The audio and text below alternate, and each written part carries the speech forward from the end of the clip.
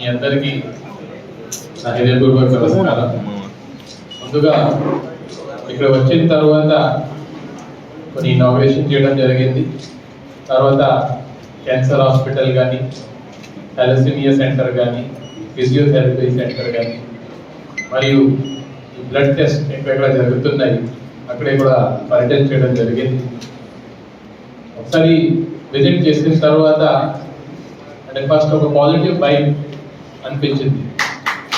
ఎందుకంటే మామూలుగా ఎక్కడైనా ఫ్రీ సర్వీస్ ఉంటే క్వాలిటీ తక్కువ ఉంటుంది జనరల్గా.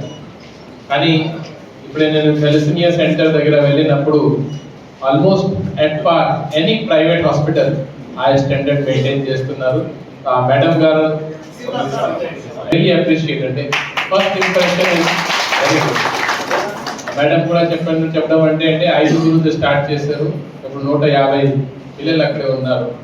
అది కూడా చాలా పూర్ బ్యాక్గ్రౌండ్ నుంచి వచ్చి ఇక్కడ రెగ్యులర్గా పేషెంట్స్ని ట్రీట్ చేస్తున్నారు. Really hats off to her. Then ఆ తర్వాత ఫిజియోథెరపీ సెంటర్ కూడా వెళ్ళడం జరిగింది.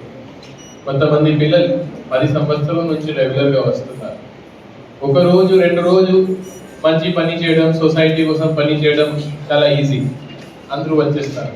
కానీ కంటిన్యూస్గా 10 years, 20 years, 30 years వరకు పని చేయడం అంటే రియలీ ఈ సంస్థలో అందరూ చాలా కష్టపడి పని చేస్తున్నారు. I really appreciate. సో గౌరవనీయులు విజయ్ కుమార్ రెడ్డి గారికి, జనార్దన్ రాజు గారికి, సురేష్ కుమార్ జైన్ గారికి, రవి ప్రకాష్ గారికి, ప్రసాద్ దయ్య గారికి, ప్రసాద్ రెడ్డి గారికి, రాజేంద్ర ప్రసాద్ గారికి, రంగరావు యలమూరి గారికి నా నమస్కారం. ఇప్పుడు ఆల్రెడీ ఇది చాలా చరిత్ర ఉంది ఈ ఇన్స్టిట్యూట్కి. నేను వేరే జిల్లాలో పనిచేసినప్పుడు కూడా ఈ సెంటర్ గురించి విన్నాను. బాగా చేస్తున్నారు. రాబోయే రోజులు ఇంకా బాగా చేయాలి. యాజ్ అ కలెక్టర్గా నేను ఎంతవరకు మీకు సహాయం చేయగలుగుతాను అంతవరకు చేస్తాను. చాలామంది కంపెనీ వాళ్ళు కూడా యాక్చువల్గా వేరే పని కోసం నా దగ్గర వస్తున్నారు. ఈ రోజు నాకు కనపడుతున్నారు. సో వాళ్ళని కూడా మీరు వైపు డైవర్ట్ చేస్తాము.